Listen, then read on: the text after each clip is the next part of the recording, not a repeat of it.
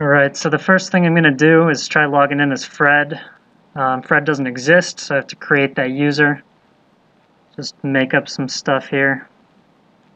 Let's see, I've done this before.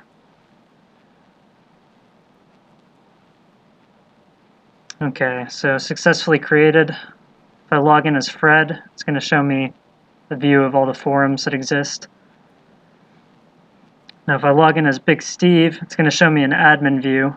So it's going to go straight to showing me all the tables within the actual database, the users. This is what users look like to the admin. I can delete and update things. If we went back to the original login page and tried viewing users, it would show a different view, but within the same PHP. Okay, so we can dig down into forums now. If we want to update things, we can change the name here. So we'll change some awesome forum. We'll just make that some pretty cool, and leave it at that. Okay, successfully updated, so we can click on our forum. Nothing else changed, just the name. We can dig down in here and create a new post within these threads. If we want, delete the post, delete another old post. Okay, so now if we go into forums here, we can create a new one if we want. My new forum can create all of its children as well, so we'll create categories, subcategories, a thread if we want.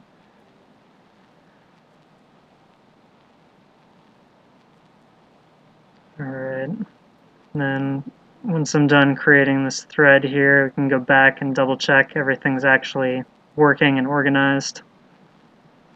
Alright.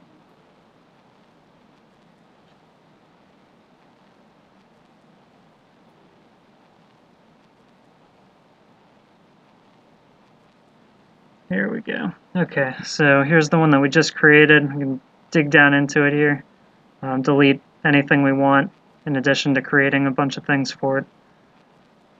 Gets a little kludgy when I try to back up with the browser, but okay, here are the users. If we want to update one, it'll pull all the old information and suggest it to begin with, so we can just change whatever we want to and leave everything else the same.